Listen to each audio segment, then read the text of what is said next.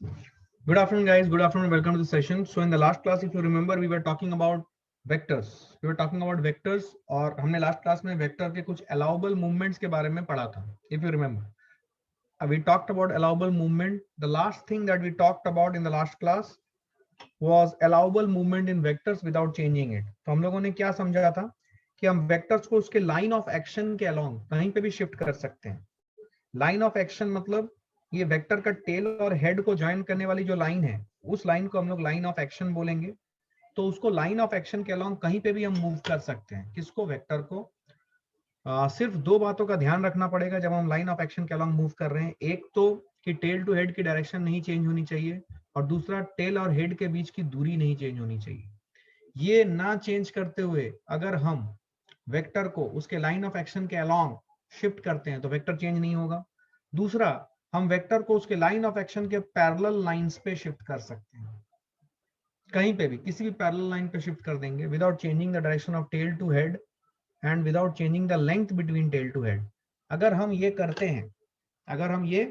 हैं कि हम टेल टू हेड की डायरेक्शन ना चेंज करें और टेल टू हेड के बीच की लंबाई ना चेंज करें, और वेक्टर को उसके लाइन ऑफ एक्शन के अलोंग या उसके पैरेलल लाइन के अलोंग शिफ्ट करें, तो वेक्टर चेंज नहीं होती है.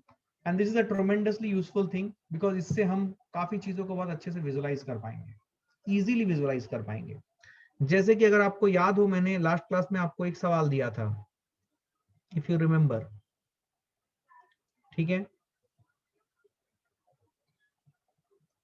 मैंने इस टाइप का सिचुएशन लिया था आपके लिए, and I said that there is a vector which is acting something like this. और मैंने आपको ये बोला था कि ये जो वेक्टर है, ये वेक्टर की लंबाई ये 10 यूनिट्स है. It can be any units, metre, centimetre, whatever it is. Accordingly उसकी मैग्नीट्यूड डिसाइड होती है. एक यूनिट मतलब कितना वैल्यू. सो ये 10 यूनिट है मान लो. And suppose if I extend it, तो this was making an angle of 37 degree with the x axis and integral Y axis. Suppose this is what is the understanding that we are having. ये मेरा y और x axis, ये मेरा vector है. तो इस vector का हमें we have to write this in the vector form. इसको वेक्टर फॉर्म में एक्सप्रेस करना था. तो इसको वेक्टर फॉर्म में अगर एक्सप्रेस करना है तो हम इसको कैसे एक्सप्रेस करेंगे, ध्यान से समझना. हम एक लाइन खींचेंगे which is parallel to this vector and passing through the origin, which is parallel to this vector and passing through the origin.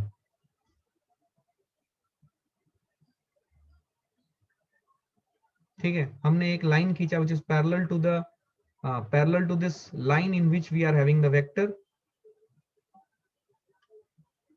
and इस लाइन के पैरेलल लाइन पे हमने एक लाइन खींचा which is passing through the origin. अब हमें पता है कि हम वेक्टर को किसी भी दो पैरेलल लाइन में शिफ्ट कर सकते हैं. बस हमें एक बात का ध्यान रखना पड़ेगा कि we are not changing its tail to head direction and tail to head की लेंथ. तो इस वेक्टर को उठा के हम यहाँ पे पुट कर सकते हैं. तो इस वेक्टर को उठा के यहाँ पे पुट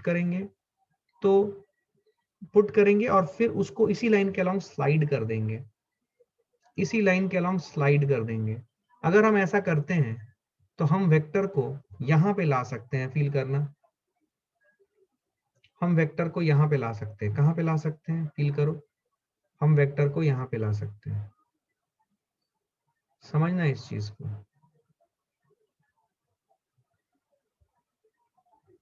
हम वेक्टर को ऐसे रख सकते हैं.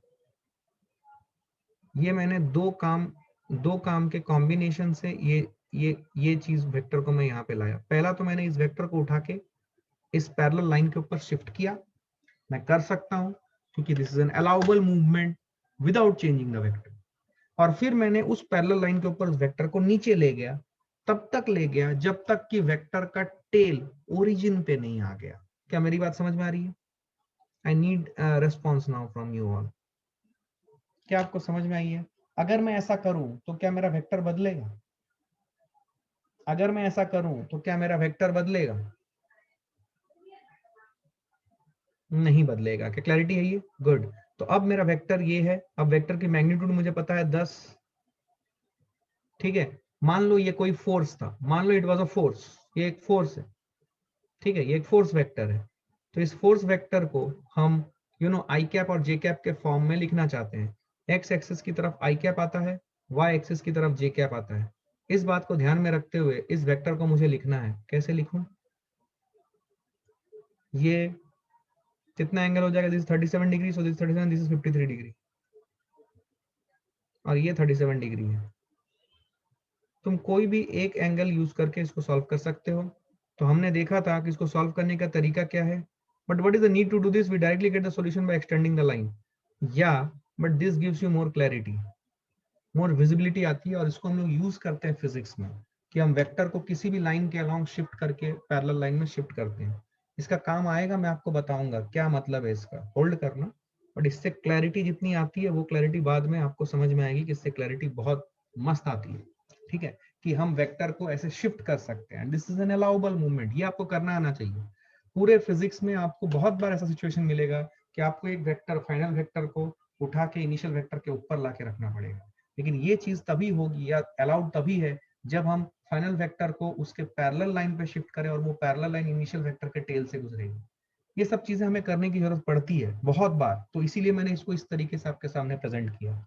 अगर आप ये सीख जाते हो तो आपको ये सब चीजें नॉर्मल लगेंगी, नॉर्मल कोर्स की चीजें हैं, right, nothing to worry about. Clear है? अब इस वेक्टर को मुझे वेक्टर फॉर्म में लिखना है। बोलो क्या लिखूं? एफ वेक्टर वेक्टर फॉर्म में, मतलब आई कैप और जे कैप के फॉर्म में लिखना है। क्या अब मुझे आप इस वेक्टर को आई कैप और जे कैप के फॉर्म में लिख के दे सकते हो? लास्ट क्लास में हमने किया था। Anyone can you try this out?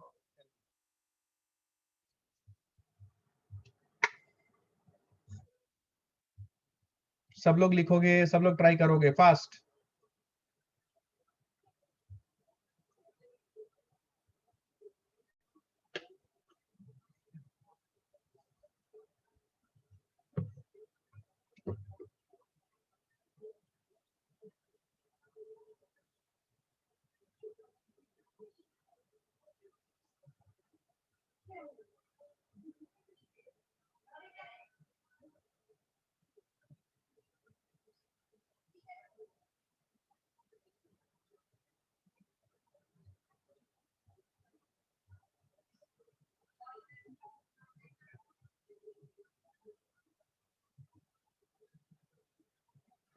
Anyone?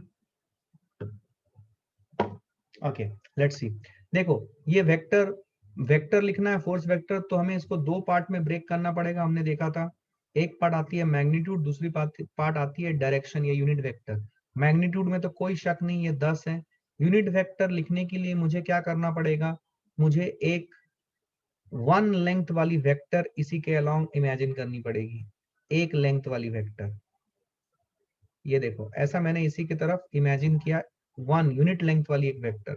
तो यूनिट लेंथ वाली वेक्टर मैंने ऐसे इमेजिन किया, इसका टेल यहाँ पे है और इसका यूनिट 1 है। अब इसके दो कंपोनेंट में करूंगा। यहाँ से मैं एक परपेंडिकुलर खींचूंगा, इधर मैं चाहूँ तो एक्स वाई एक्सिस के ऊपर भी परपेंडिकुलर खींच सकता हूँ। तो इधर वाला जो पार्ट आएगा, इधर वाला पार्ट आ जाएगा, ये देखो, ये 37 डिग्री है। तो इधर वाला पार्ट और इधर वाला पार्ट कितना आता है, क्या आप ये कर सकते हो? cos 37 करो तो इधर वाला पार्ट आ जाएगा, इधर वाला पार्ट आ जाएगा 1 cos 37। cos 37 आता है 4/5। और इधर वाला sin 37 करोगे तो इधर वाला 1 sin 37 आ जाएगा, ये आ जाएगा 3/5 लेंथ का। तो ये वेक्टर फॉर्म में लिखोगे तो it will be 4/5 minus I cap plus 3/5 minus J cap. क्या आपको ये माइनस आई कैप माइनस जे कैप का लॉजिक समझ में आया? This is very interesting and very important, you should understand कि ये माइनस क्यों आया। मैंने सिखाया था जब आप यूनिट वेक्टर को ऐसे रख रहे हो तो उसका जब आप हॉरिजॉन्टल कंपोनेंट लगाओगे तो इसी को ऐसे करोगे। तो अब देखो, इसका जो हेड है, ये हेड अभी नेगेटिव एक्स एक्सिस की तरफ है, और इसी वेक्टर को जब आप ऐसे कर दोगे वर्टिकल, तो अभी भी देखो इसका जो हेड है वो नीचे की तरफ पॉइंट कर रहा है, मतलब माइनस जे कैप की तरफ। इसीलिए आपने 4/5 minus I cap and 3/5 minus J cap लिखा है। क्या सबको समझ आया है? Everyone very good. क्या ये सबको समझ में आया? Very good. तो ये आया क्या, बोलो? ये आया 10 इंटू -4/5। आप चाहो तो सिंप्लीफाई कर लो फर्दर, -4/5 आई कैप माइनस 3/5 जे कैप, ये आया आपका वेक्टर। तो इसको दो पार्ट में आपने इजीली ब्रेक कर दिया, इसका मैग्नीट्यूड भी निकाल लिया, इसका डायरेक्शन यूनिट वेक्टर भी निकाल लिया। This is what is the vector form. ठीक है, देखो बहुत बार, सुनो ध्यान से, बहुत बार क्या करते हैं, बहुत बार एग्जामिनेशन में या क्वेश्चंस में ये 10 को ये -4 5 के साथ मल्टीप्लाई कर देते हैं और ये आ जाता है -8 आई कैप -6 जे कैप। लेकिन जब ये करते हैं ना, तो अब ये वेक्टर जो है, ये वेक्टर, ये भी सही आंसर है, बट इस फॉर्म में एक प्रॉब्लम होता है। इस फॉर्म में प्रॉब्लम क्या है, मैं समझाने की कोशिश कर रहा हूँ, सुनो ध्यान से। प्रॉब्लम ये है यहाँ पे कि इस फॉर्म में मैग्नीट्यूड एंड यूनिट वेक्टर ये दोनों एक्सप्लिसिटली नहीं स्टेट हो रहे हैं और वो लॉस्ट आउट हो गए। देखो अभी अगर मैं बोलूं -8 है -6j का, इसका मैग्नीट्यूड बोलो, इसका मैग्नीट्यूड आपको निकालना पड़ेगा, वो निकालने का तरीका मैं सिखाऊंगा। ये अभी उस फॉर्मेट में नहीं रहा, लेकिन जो पहला वाला फॉर्मेट है 10 -4/5 आई कैप -3/5, इसमें मैग्नीट्यूड 10 है और डायरेक्शन है -4/5 आई कैप -3/5 जे कैप। ये बता देने से आपको क्लैरिटी आ जाती है अच्छे से। ठीक है, लेकिन अगर मैं -8 है -6j कैप करूं, तो अब यहाँ पे वाइटल इंफॉर्मेशन लॉस्ट आउट हो गया कि मैग्नीट्यूड कितना था और यूनिट वेक्टर किधर थी। जिधर डायरेक्शन है वेक्टर का, उधर यूनिट वेक्टर कितनी है, वो इंफॉर्मेशन लॉस्ट आउट हो गया। लेकिन क्या एफ वेक्टर को -8 आई -6j कैप लिखा जा सकता है? बिल्कुल लिखा जा सकता है। बहुत बार आपको ऐसे फॉर्म में भी दिया जाएगा, तो फिर आपको उसमें से मैग्नीट्यूड कितना है और यूनिट वेक्टर क्या है वो आपको निकालनी पड़ेगी। वो मैं आपको बताऊंगा कैसे करते हैं। क्या आपको ये लॉजिक समझ में आई बात? अब आप लॉजिकली सोचो, कहीं पे भी कोई भी वेक्टर डायरेक्टेड हो, सुनना ध्यान से, कहीं पे भी कोई भी वेक्टर डायरेक्टेड हो, क्या आप उसको ओरिजिन पे शिफ्ट कर सकते हो एंड बहुत आसानी से आई कैप जे कैप निकाल सकते हो। जैसे कि सुनो, और ओरिजिन पे शिफ्ट करने के लिए आपको क्या करना पड़ेगा, अलाउबल मूवमेंट्स लानी पड़ेगी। तो देखो आप मतलब वेक्टर वेक्टर कहीं पे भी हो, कैसे भी डायरेक्टेड हो, क्या आप उसे अलाउबल मूवमेंट देके ओरिजिन पे शिफ्ट कर सकते हो? पूछो अपने आप से, क्या आप ये कर सकते हो? अगर आप ये कर सकते हो तो लॉजिकली सोचो, जैसे ही आप ओरिजिन पर शिफ्ट किए, आपको ऑटोमेटिकली दिख जाएगा कि उसका मैग्नीट्यूड पता है, उसका डायरेक्शन दिख जाएगा आपको, किधर जा रहा है वो, किस क्वाड्रेंट की तरफ जा रहा है। आप लॉजिकली बोल सकते हो ये नॉर्थ वेस्ट की तरफ जा रहा है, नॉर्थ ईस्ट की तरफ जा रहा है, किधर जा रहा है, किधर, तो ऑटोमेटिकली बोल सकते हो और उसको यूनिट वेक्टर भी आसानी से निकाल सकते हो।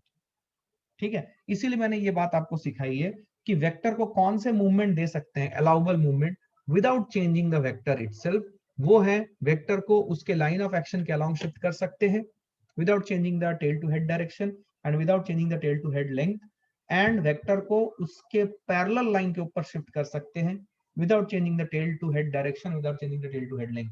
ये हमें करना आना चाहिए। क्या क्लैरिटी है ये? क्या क्लियर है ये? गुड, आ जाओ, अब ध्यान से सुनिए।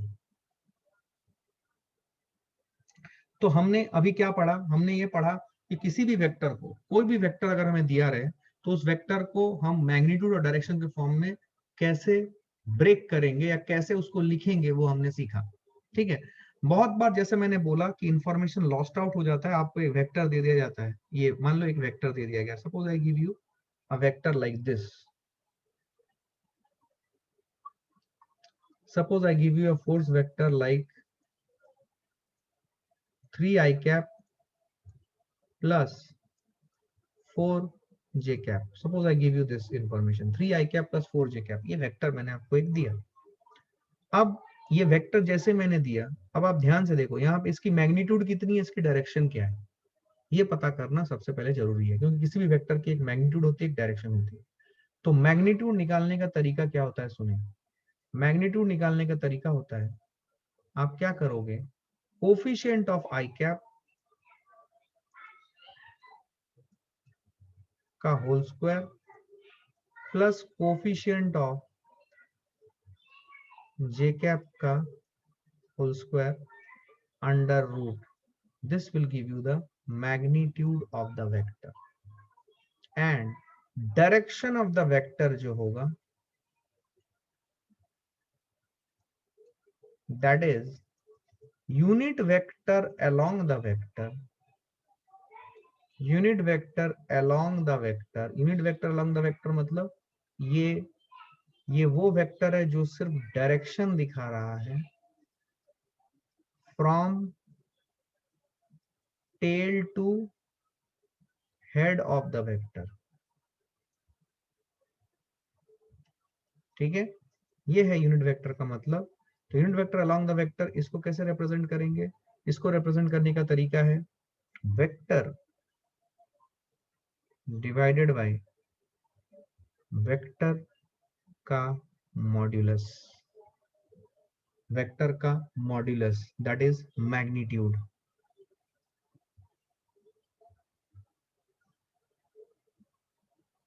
ये है आपका unit vector along the vector. So दो चीज हम सीखे हैं, सुनना ध्यान से। अभी तक बहुत सारी चीजें आएंगी, तो do not gate confused. Step by step जिस ऑर्डर में बताया जा रहा है उस ऑर्डर में समझो, इसको सोचना, विजुअलाइज करना, क्योंकि यही सब चीजें आपको बार बार बार बार बार बार आएंगी, तो आपको ये क्लैरिटी के साथ समझ में आनी चाहिए। मैं फिर से बोल रहा हूँ मैंने क्या बोला। देखो, इससे पहले मैंने आपको क्या लिखाना सिखाया? मैंने आपको वेक्टर फॉर्म में लिखना सिखाया है वेक्टर्स को। कैसे मैंने लिखा है? मैंने एक मैग्नीट्यूड, किसी भी वेक्टर की एक मैग्नीट्यूड होती है, एक डायरेक्शन होती है, तो मैंने आपको सिखाया मैग्नीट्यूड, वो एरो की लंबाई दी हुई रहेगी या क्वेश्चन में स्टेटेड रहेगा, वो मैग्नीट्यूड ले लिया। और डायरेक्शन के लिए मैंने क्या बोला? जो डायरेक्शन ऑफ वेक्टर है उस डायरेक्शन में एक यूनिट वेक्टर बनाओ। यूनिट वेक्टर मतलब एक वन लेंथ वाली एक एरो बनाओ, और फिर उस एरो के कंपोनेंट्स ले लो along X axis and along Y axis.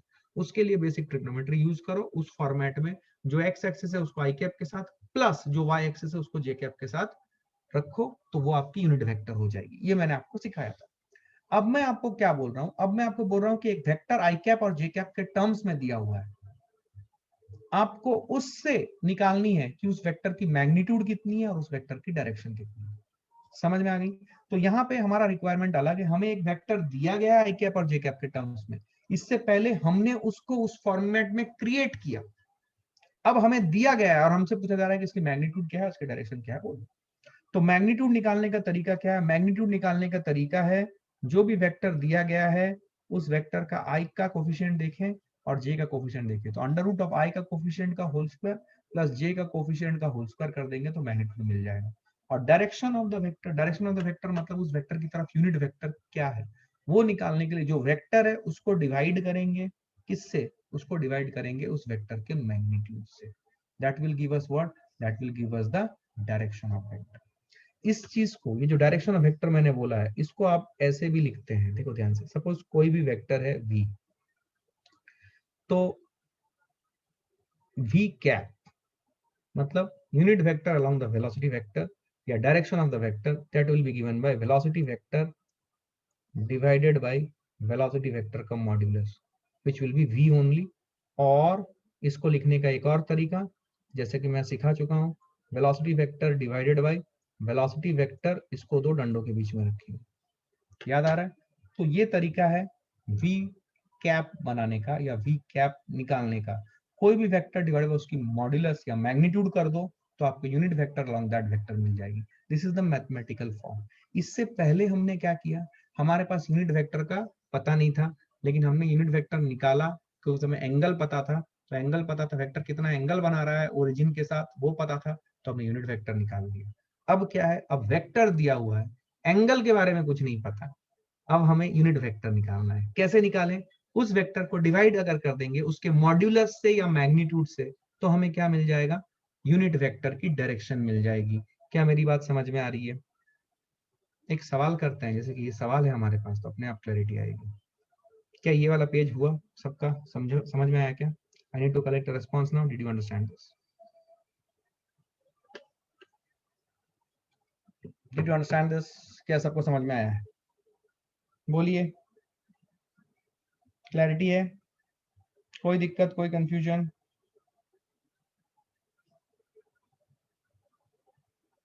Okay, बहुत बढ़िया। अब सुनो ध्यान से, सुनो ध्यान से। Sir if we have directions in 3 dimensions then what to do? Direction in 3 dimension करने से I cap, J cap, K cap तीनों को यूज करना पड़ता है, but direction in 3 dimension is not that common. मतलब फिजिक्स में हम यूज नहीं करेंगे उतना ज्यादा, बहुत कम जगहों पे यूज होता है। मैं थोड़ा बहुत उसका रेफरेंस दूंगा, बट बहुत ज्यादा यूज नहीं होता है। 3 डायमेंशन के वेक्टर्स जनरली आप यूज करोगे मैथ्स में ज्यादा, बट फिजिक्स में उसका बहुत ज्यादा एप्लीकेशन नहीं है। बट मैं कुछ एग्जांपल आपको दिखाऊंगा, ठीक है ना? आपको जनरली 2D में ही डील करना पड़ेगा ज्यादा, ठीक है? आइए, बट वो भी कोई खास नहीं है, चिंता मत करो, आप सीख जाओगे वो भी। सुनो ध्यान से, क्या ये बात समझ में आएगी? अब देखो, let's go to the example that we are having. सुने ध्यान से. Yeah, you have seen some examples. Do not worry, you will learn it. देखो, हमने एक एग्जाम्पल लिया, force vector is equal to 3i cap plus 4j cap. समझें इस चीज को, मैं इसके अंदर सब कुछ कच्चा चिट्ठा आपको समझाता हूँ. सबसे पहले ये फोर्स वेक्टर है, तो इस फोर्स वेक्टर का मैग्नीट्यूड निकालेंगे, विच इज दिस और f. ये क्या होगा, under root of 3 square, i का कोफिशिएंट 3 है प्लस j का कोफिशिएंट 4 है, 4 square. So 3 plus 3 square plus 4 square is 25 under root which is 5. तो इसकी मैग्नीट्यूड आ गई फोर्स की 5 यूनिट्स. तो लेट अस से इट इज 5 न्यूटन. तो मैग्नीट्यूड डिफाइन करने के लिए मैंने बोला था एक नंबर चाहिए और एक यूनिट चाहिए, दोनों आ गए, मैग्नीट्यूड कंप्लीटली डिफाइंड. अब अगर डायरेक्शन की बात करें, which will be F cap, ये क्या होगा, ये होगा जो वेक्टर है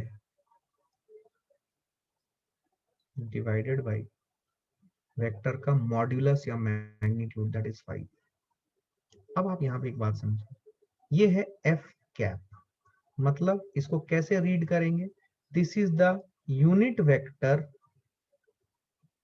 अलोंग फोर्स वेक्टर. इसको कैसे रीड करेंगे, it will be 3/5 i cap plus 4/5 j cap.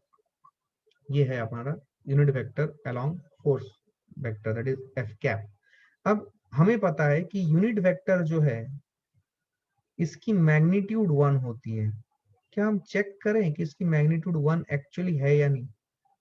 ये हमें तो पता है, यूनिट वेक्टर मतलब इसकी मैग्नीट्यूड 1 होती है. अब ये एफ कैप की मैग्नीट्यूड निकालना है. एफ कैप की मैग्नीट्यूड मतलब एफ कैप को मॉड्यूलस के अंदर डालेंगे, वो क्या हो जाएगा, under root of I cap का कोफिशिएंट प्लस जे कैप का कोफिशिएंट. क्या आपको लग रहा है कि ये under root of 25/25 that is root 1, that is 1 आएगा? इसका मतलब हमने जो बेसिक कॉन्सेप्ट पढ़ी थी कि यूनिट वेक्टर की मैग्नीट्यूड 1 होती है, क्या वो होल्ड ट्रू कर रहा है? मैथमेटिकली भी ये प्रूव हो गया. क्या बात समझ में आई है?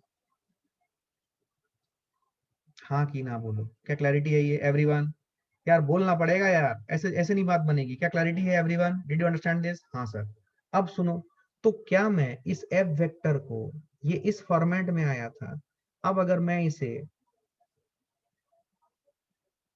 इस फॉर्मेट में लिखूं जिसमें मैंने सीखा है वेक्टर को लिखना, दैट इज एक पार्ट मैग्नीट्यूड होता है, एक पार्ट डायरेक्शन होता है और दोनों के बीच में मल्टीप्लिकेशन साइन होता है. मैग्नीट्यूड कितना आया, मैग्नीट्यूड आया 5 न्यूटन.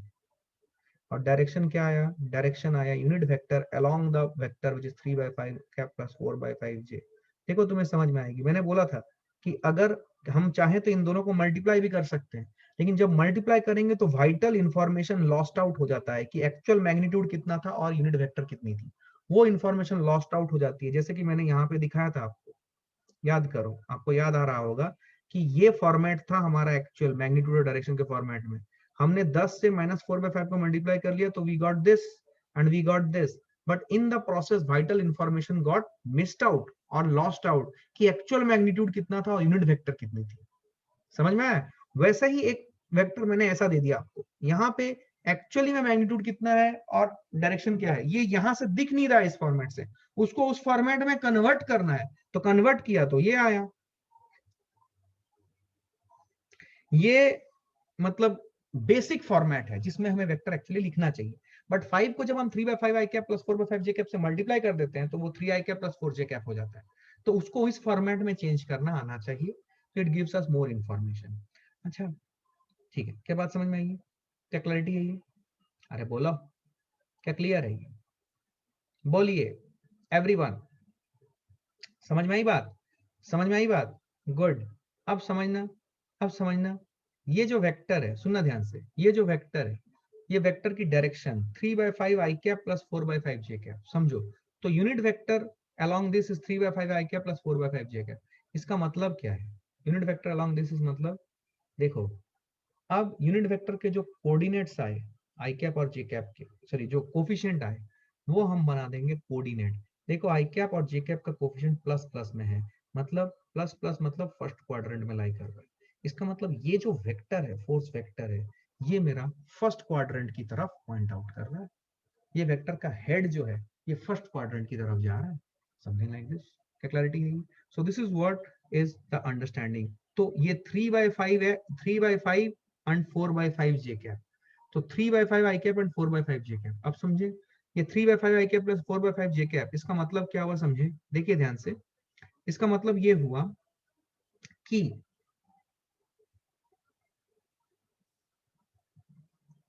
ये जो एंगल है tan थीटा, समझे ध्यान से,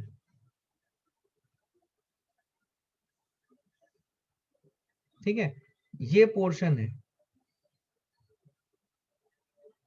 ये 3/5 बनाओ या 4/5 बनाओ, तो ये 1 आ जाएगा। तो tan थीटा की value I is perpendicular by base which is 4/3। मतलब ये जो एंगल है, ये एंगल कितना हुआ? It is 53 degree from x axis. X axis से 53 डिग्री पर है ये। तो मेरा जो वेक्टर है, मेरा वेक्टर फर्स्ट क्वाड्रेंट में है और एक्स एक्सिस से 53 डिग्री बना रहा है। This is what is my understanding about 3 I cap plus 4 J cap. देखो 3 आई कैप प्लस 4 जे कैप का कंप्लीट चिट्ठा मिल गया मुझे। ये फर्स्ट वेक्टर की तरफ, फर्स्ट क्वाड्रेंट की तरफ पॉइंट कर रहा है और वो पॉजिटिव एक्स एक्सिस से कितना एंगल बना रहा है? 53 डिग्री बना रहा है। क्या मेरी बात समझ में आई है? क्या मेरी बात समझ में आई है एवरीवन? एवरीवन अब सुने ध्यान से, अब सुने ध्यान से, देखो क्लैरिटी कैसे आएगी आपको। I hope everybody understand this. अब सुनो, देखो एक second, did everybody noted it down?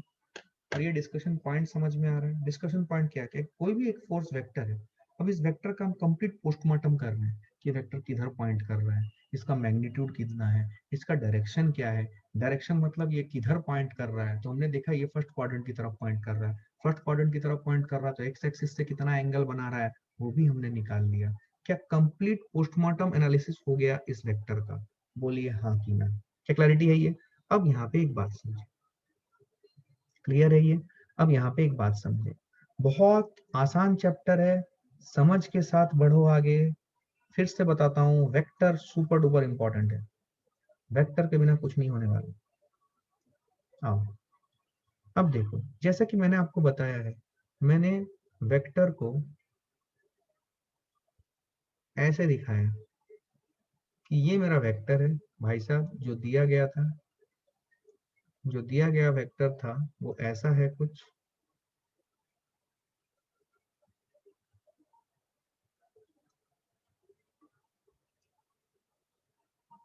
जिसकी मैग्नीट्यूड है कितनी? 5 न्यूटन। इसकी मैग्नीट्यूड है 5 न्यूटन, ठीक है। और ये एक्स एक्सिस से 53 डिग्री बना रहा है और पॉजिटिव फर्स्ट क्वाड्रेंट में लाई कर रहा है। ये हमने इस वेक्टर के बारे में इंफॉर्मेशन बता दी, फर्स्ट क्वाड्रेंट में लाई कर रहा है, ठीक है। अब हमें ये पता है कि भाई साहब वेक्टर जो है ये वेक्टर का लाइन ऑफ एक्शन है, और सर ने हमें बताया है कि there is something known as allowable movement. इसका मतलब वेक्टर यही रखते हुए, मतलब 3 i cap plus 4 j cap vector, यही वेक्टर रखते हुए फोर्स वेक्टर को मैं इसके पैरेलल किसी भी लाइन पे मैं इसे शिफ्ट कर सकता हूँ, और ये वेक्टर उतना ही रहेगा, किसी भी लाइन में शिफ्ट कर सकता हूँ मैं, समझना। और इन लाइन में भी मैं इसे कहीं पे भी पुट कर सकता हूँ, ट्रांसलेट करा सकता हूँ इन लाइन के ऊपर। ये बहुत इंटरेस्टिंग डिस्कशन जाएगा, अभी ध्यान से फोकस करना, इधर उधर मत भागना, सुनो ध्यान से। सपोज मैं इस वेक्टर को उठा के यहाँ पे डाल देता हूँ, कौन रोकेगा मेरे को, बोलो? उतना ही लंबाई, मतलब 5 लंबाई, और वेक्टर है 3 i cap plus 4 j cap. लेकिन जब मैं वेक्टर को ऐसा लिखूंगा तो कोई बच्चा मिस इंटरप्रेट कर सकता है कि ये वेक्टर एक्चुअली किधर पॉइंट कर रहा है। मान लो किसी बच्चे ने वेक्टर को इस क्वाड्रेंट में रख दिया, ऐसे ऐसे रख दिया सेकंड क्वाड्रेंट में, क्या इसका मतलब ये वेक्टर सेकंड क्वाड्रेंट में है क्या? Is it pointing toward the second quadrant?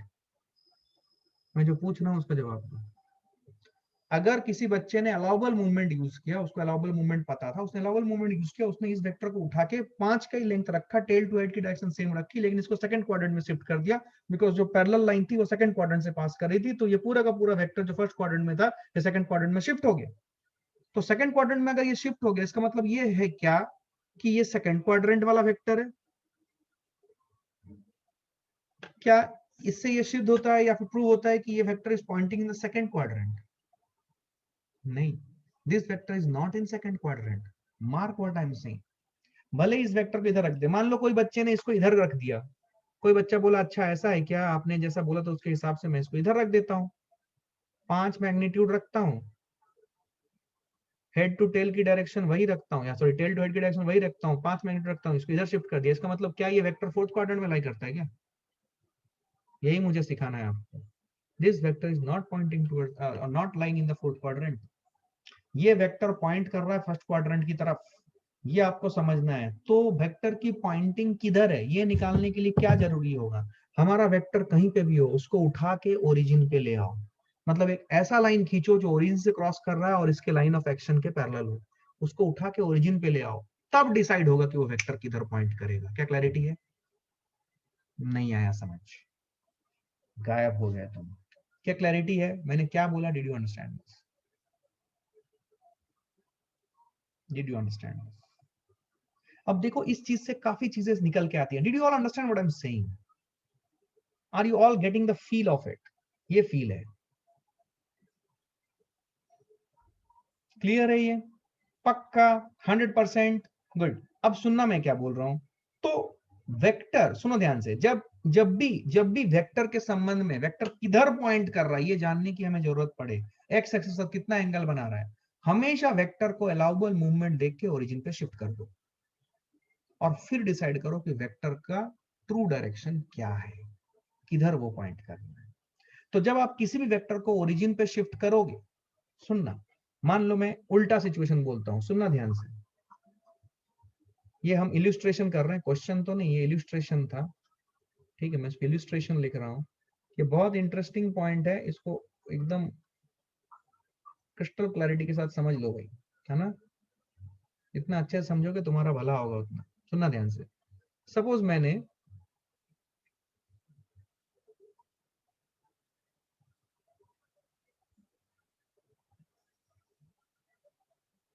Suppose ये मेरा कोऑर्डिनेट सिस्टम है and I am having a vector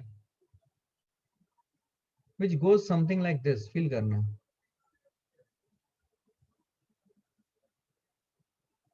ऐसा है मेरा वेक्टर,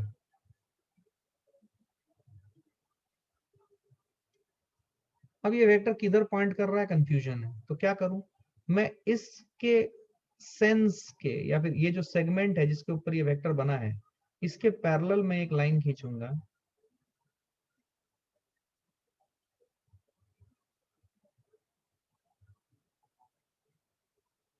जिसको मैं ओरिजिन से पास कराऊंगा। खत्म। अब मैं क्या करूंगा, इस वेक्टर को उठा के यहाँ पे डाल दूंगा। देखो, इस वेक्टर को उठा के मैं यहाँ पे डाल दूंगा, ठीक है?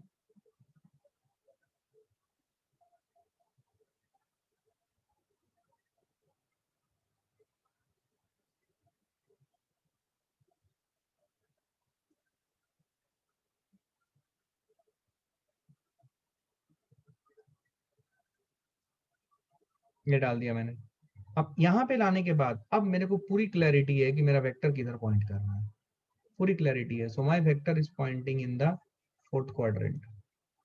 तो अगर मेरा वेक्टर फोर्थ क्वाड्रेंट में पॉइंट कर रहा है, सुनना ध्यान से, ये वेक्टर जो भी होगा, मैं अभी इनडायरेक्टली आपको बोल रहा हूँ, ये वेक्टर जो भी होगा इसका आई कैप का कोफिशिएंट पॉजिटिव आएगा और इसका जे कैप का कोफिशिएंट नेगेटिव आएगा। यस और नो?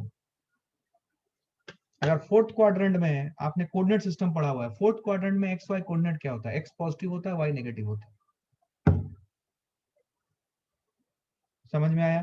मतलब जो वेक्टर बनेगा उसका आई कैप का कोफिशिएंट पॉजिटिव आएगा और जे कैप का कोफिशिएंट नेगेटिव आएगा। क्या चमक रहा है? क्या कोऑर्डिनेट के साथ लिंकेज बना पा रहे हो? क्या कोऑर्डिनेट के साथ लिंकेज बना पा रहे हो? Are you all getting clarity? हाँ यार, बात तो सही है। क्या बात समझ में आ रही है? तो वेक्टर कहीं पे भी हो, कुछ भी हो, वेक्टर किधर भी पॉइंट हो, हमेशा अलाउबल मूवमेंट देके उसे ओरिजिन पे शिफ्ट करे and then start analysing it. सब पता कर लोगे तुम, कोई खास बात नहीं है। मान लो आपको ये दे दिया गया, ये वेक्टर जो है, ये वेक्टर ऐसे हॉरिजॉन्टल के साथ मान लो एंगल बोल दिया 37 डिग्री बना रहा है सपोज, और इसकी मैग्नीट्यूड है 10 यूनिट सपोज। तो अब भी ये 10 यूनिट रही, और अब भी हॉरिजॉन्टल के साथ कितना बना रहा है 37 डिग्री। अब तुम्हारे लिए कोई खास बात नहीं है, तुम बता दोगे क्या है, इसको इसको लिखना है उस फॉर्मेट में, लिखो। उस फॉर्मेट में लिखने के लिए क्या करें, सुने ध्यान से। 10 है इसका मैग्नीट्यूड, हम प्रिजर्व करेंगे फॉर्मेट, मैग्नीट्यूड 10 है। और डायरेक्शन क्या है, सब लोग देखेंगे। डायरेक्शन क्या लें, डायरेक्शन क्या लें, सब लोग देखेंगे। डायरेक्शन क्या लें, डायरेक्शन निकालने के लिए मैंने क्या सिखाया है, यूनिट वेक्टर के फॉर्मेट में। तो मुझे एक वेक्टर यहाँ पे बनानी पड़ेगी, वेक्टर के अलोंग यूनिट लेंथ का, और फिर इसके कंपोनेंट ले लेने पड़ेंगे। यस और नो, यही मैंने सिखाया है। ले लो 1 cos 37, 1 cos 37 मतलब 4/5, ये वाला हो गया, और ये वाला हो गया 3/5। ध्यान से देखो, क्या ये आ जाएगा 4/5 आई कैप माइनस 3/5 जे कैप। ध्यान से देखो, अगर आप 10 को मल्टीप्लाई कर दोगे 4/5 से तो गलत नहीं है, बट उससे वाइटल इंफॉर्मेशन लॉस्ट आउट हो जाएंगी कि क्या मैग्नीट्यूड है और क्या यूनिट वेक्टर है। But still you can write it, when you do it you will get 8 I cap minus 6 J cap. Feel कर, यही चीज हम लोगों ने आगे ही बोल दिया था इस वेक्टर के संबंध में। आई कैप का कोएफिशिएंट पॉजिटिव होगा, जे कैप का कोएफिशिएंट नेगेटिव होगा। तो देखते साथ भी आप बहुत सारी चीजें निकाल सकते हो। क्या क्लैरिटी है, बोलो, क्लैरिटी है?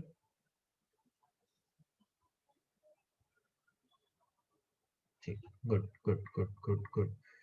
अब देखो, सुनो, I hope you understood what is allowable movement and what is the thing. ठीक है, अब नेक्स्ट लिखो एडिशन ऑफ वेक्टर्स।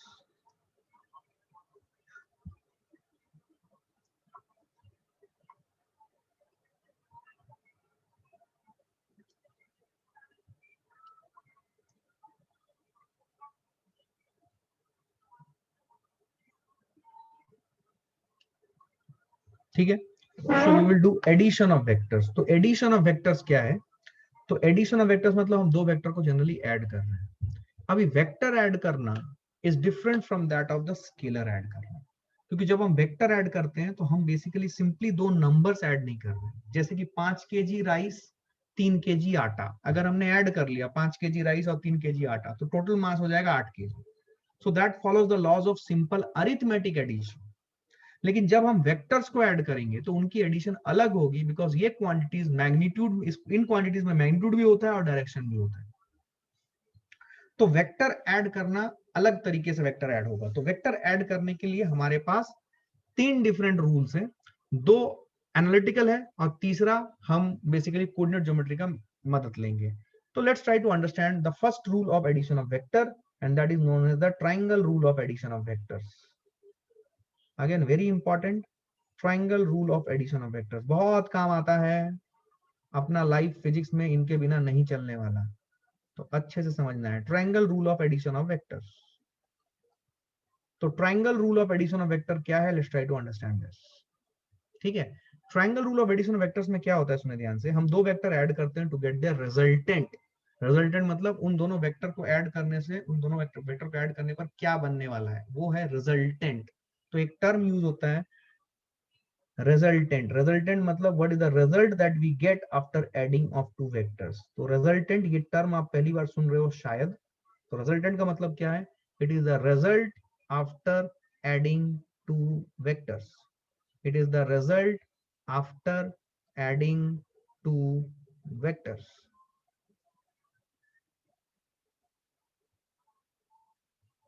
ठीक है, अब सुने कैसे हम ट्रायंगल रूल ऐड करते हैं, अप्लाई करते हैं। ट्रायंगल रूल के लिए हम क्या करेंगे, हम एक वेक्टर, जो दो वेक्टर को जोड़ना चाहते हैं, एक वेक्टर लिया, मान लो एक वेक्टर है ए वेक्टर, उसको ऐसे अरेंज किया मान लो, और एक दूसरा वेक्टर है जो कि इस पहले वेक्टर के ऊपर रखेंगे, सच दैट दूसरा वेक्टर का जो टेल है वो पहले वेक्टर के हेड में आ जाए।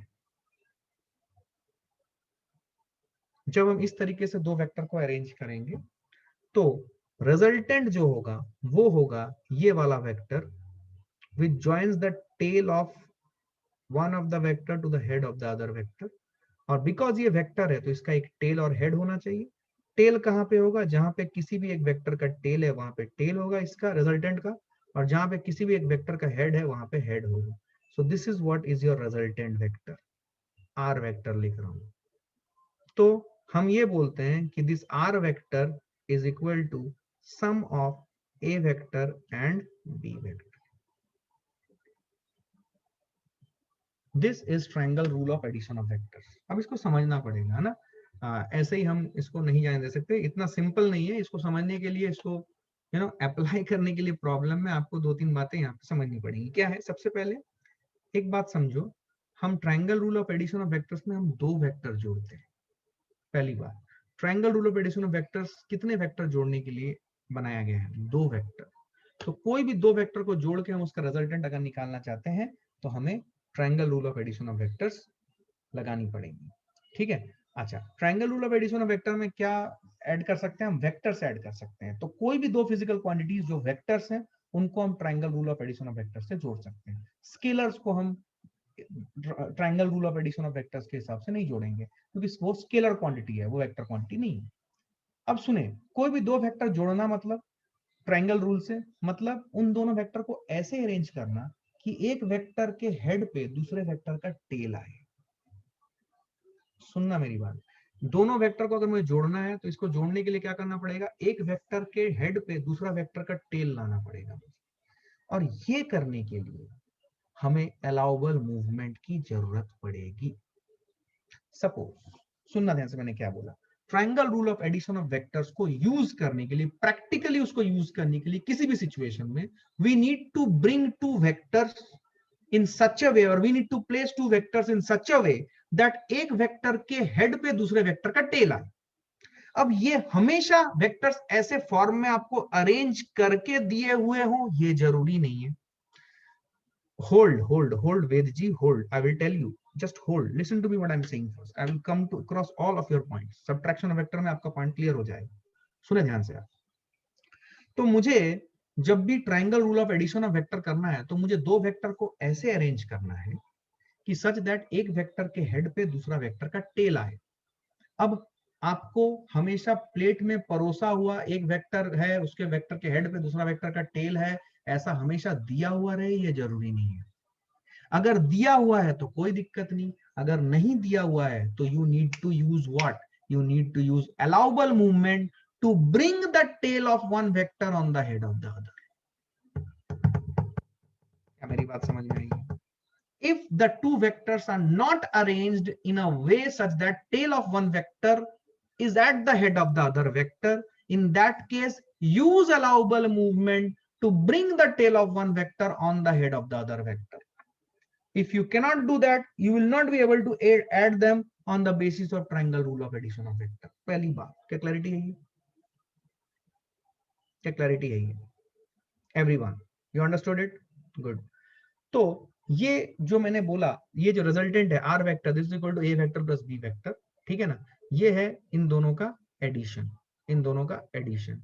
अब ये जैसा मैंने बोला है कि इन दोनों वेक्टर को आपको हेड टू टेल, मतलब एक वेक्टर का टेल को दूसरे वेक्टर के हेड में लाके रखना पड़ेगा हर बार। ये दिया हुआ ये जरूरी नहीं।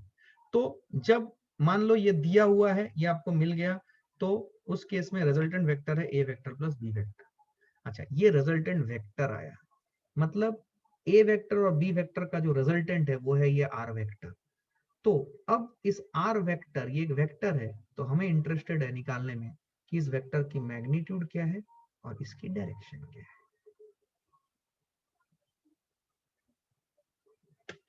आर वेक्टर की मैग्नीट्यूड क्या है और इसकी डायरेक्शन क्या है, ये दोनों हमें निकालने में इंटरेस्टेड है। अब कैसे निकालें, हाउ टू फाइंड इट? ये निकालने के लिए हमें कुछ चीजें समझनी पड़ेंगी। क्या है, सुनो पहले। सबसे पहले हम इसको निकालने के लिए, इसका रिजल्टेंट क्या है, इसका मैग्नीट्यूड क्या है, इसका डायरेक्शन क्या है, ये निकालने के लिए हमें कुछ बेसिक बातें समझनी पड़ेंगी। क्या समझनी पड़ेंगी, आओ समझते हैं। आओ देखो ध्यान से यहाँ पे। सपोज उसके लिए पहला चीज जो हम पढ़ेंगे वो है एंगल बिटवीन टू वेक्टर्स। कोई भी दो वेक्टर के बीच में एंगल किसको लेंगे, किसको एंगल बोलेंगे, एंगल बिटवीन टू वेक्टर्स। सुने ध्यान से। सपोज एक वेक्टर है ऐसा, दूसरा वेक्टर है ऐसा, ये इसका टेल है, ये दूसरे वेक्टर का टेल है। तो इन दोनों के बीच का रिजल्टेंट कैसे निकालें? इन दोनों के बीच का रिजल्टेंट निकालने के लिए करना ये पड़ेगा कि इन दोनों वेक्टर को इधर टेल टू टेल या हेड टू हेड अरेंज करो। उसके बाद इनके बीच का जो स्मॉलर एंगल है, that is the angle between the two vectors. नहीं है, मैं बताता हूं। Angle between the to vector निकालने के लिए क्या करना पड़ेगा? वेक्टर्स को लिखें, लिखें प्लीज अपने कॉपी में। वेक्टर्स को इधर टेल टू टेल अरेंज करें या वेक्टर्स को हेड टू हेड अरेंज करें, कोई भी एक। तो सपोज सपोज सपोज सपोज मैं इसे हेड टू हेड अरेंज करूं, तो हेड टू हेड अरेंज करने के लिए ये मुझे समझ में आ रहा है कि ये इसका लाइन ऑफ एक्शन है इस वेक्टर का। और सर ने सिखाया था कि वेक्टर को आप उसके लाइन ऑफ एक्शन के अलोंग कहीं पे भी शिफ्ट कर सकते हो। अच्छा, कहीं पे भी शिफ्ट कर सकते हैं, तो यहाँ पे शिफ्ट कर देंगे भाई। हेड यहाँ ले आया और टेल यहाँ ले आया, टेल टू हेड की डायरेक्शन भी वही रखी और मैग्नीट्यूड भी वही है। ठीक है, मतलब ये वेक्टर था मेरा, मान लो, समझना ध्यान से, ये वेक्टर था मेरा, मान लो ए वेक्टर, ये वेक्टर था मेरा बी वेक्टर। तो मैंने इस वेक्टर को खिसका दिया इसी लाइन के ऊपर नीचे की तरफ, सच दैट बी वेक्टर का हेड जो है वो ए वेक्टर के हेड के साथ मिल गया। तो ये अब आ गया मेरा बी वेक्टर। समझे ध्यान से, बी वेक्टर, ये भी बी वेक्टर ही है, कुछ अलग वेक्टर नहीं बन गया, ये भी बी वेक्टर है। अब ए वेक्टर और बी वेक्टर के बीच में दो डिफरेंट एंगल बन रहे हैं, एक एंगल बन रहा है ये, दूसरा एंगल बन रहा है ये। किस एंगल को हम कंसिडर करेंगे? Smaller of the two angle, मतलब ये वाला पर्टिकुलर एंगल हम कंसिडर करेंगे, this angle theta as the angle between the two vectors. समझ में आई बात? This is the angle between the two vectors. बात समझ में आई है? ये तो हमने इन वेक्टर्स को हेड टू हेड रखा। कोई महानुभाव बोलेगा नहीं सर मैं तो टेल टू टेल रखूंगा, रख ले भाई। तो टेल टू टेल रखना है तो उसके लिए क्या करना पड़ेगा? अकल लगाया बंदे ने बोला अच्छा टेल टू टेल रखना है ना। सर देखो आप ही ने बोला था कि वेक्टर को उसके लाइन ऑफ एक्शन के अलावा कहीं पे भी शिफ्ट कर सकते हैं। हाँ बोला था। तो चलिए सर मैं आपके लिए शिफ्ट करता हूँ इस वेक्टर को, ए वेक्टर को शिफ्ट करता हूँ यहाँ पे। समझो बेटा, ये चीज ना बच्चे हल्के में ले लेते हैं और छोड़ देते हैं। यही फिजिक्स में सबसे ज्यादा काम आएगा, वेक्टर को ट्रांसलेट करना उसके लाइन के अलोंग, उसके पैरेलल लाइन के अलोंग।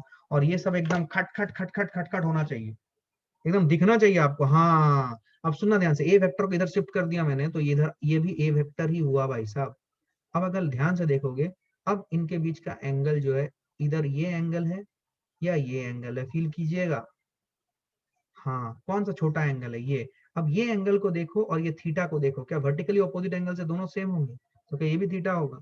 मतलब तुम किसी भी वेक्टर को, सुनो ध्यान से, करेक्ट, तो क्या तुम देख रहे हो, तुम किसी भी दो वेक्टर में से किसी भी एक वेक्टर को शिफ्ट करो अपने हिसाब से, इधर हेड टू हेड रखने के लिए, टेल टू टेल रखने के लिए, एंगल वही थीटा ही आने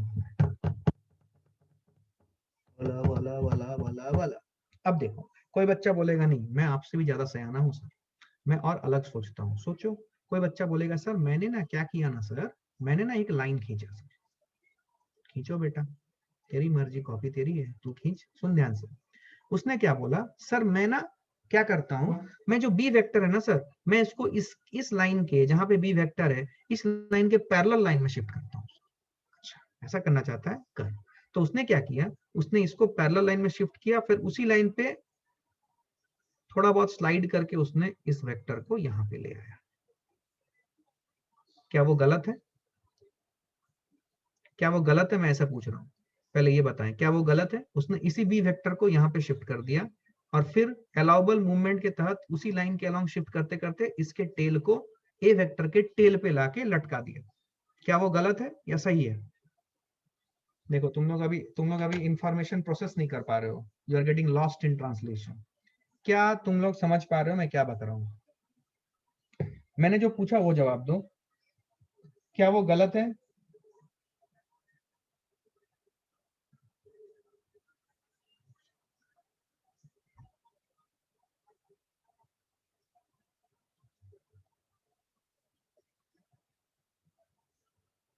बोलो बोलो बोलो बोलो बोलो बोलो, क्या क्लैरिटी है? Everyone tell me, did you understand what I said? हाँ सर। तो अगर ऐसा है, सुनना ध्यान से, अगर ऐसा है, अब सुनो, अगर मैंने इसको इधर ट्रांसलेट कर दिया, अभी इसके बीच का एंगल निकालना मेरा काम है। ये एंगल ये हो सकता है या फिर ये हो सकता है। हम कौन सा एंगल लेंगे? हम छोटा वाला एंगल लेंगे। अब लॉजिकली बताओ, तुम्हें ज्योमेट्री आती है क्या? ये एंगल भी थीटा होगा अल्टरनेट एंगल से। दिख रहा है? ये देख, जेड दिख रहा है, जेड। अरे यार, जेड दिख रहा है कि नहीं बोल? तो तू जो भी कर, तेरा जो एंगल है वो थीटा ही आने वाला है भाई। ये बात तो समझ में आई? हाँ यार, बात तो सही है, बिल्कुल सही है। क्या आप ज्योमेट्री का एप्लीकेशन देख रहे हो? ह्यूज एप्लीकेशन है। कैसे आपने वेक्टर में ज्योमेट्री यूज करके angle between the to vector निकाला? बोलो हाँ किया। आज हम लोग इतना ही रखते हैं, नेक्स्ट क्लास में बात करेंगे, ठीक है? So I am stopping here. Thank you very much guys, hope you liked the session today. You saw a lot of things applying from basic trigonometry, basic geometry, coming into vectors. So you should understand this. Allowable movement is the most important tool that you will be using throughout your vectors. Throughout. तो आपको ये अच्छे से समझना है. So I'm stopping here. Thank you very much guys. Thanks a lot.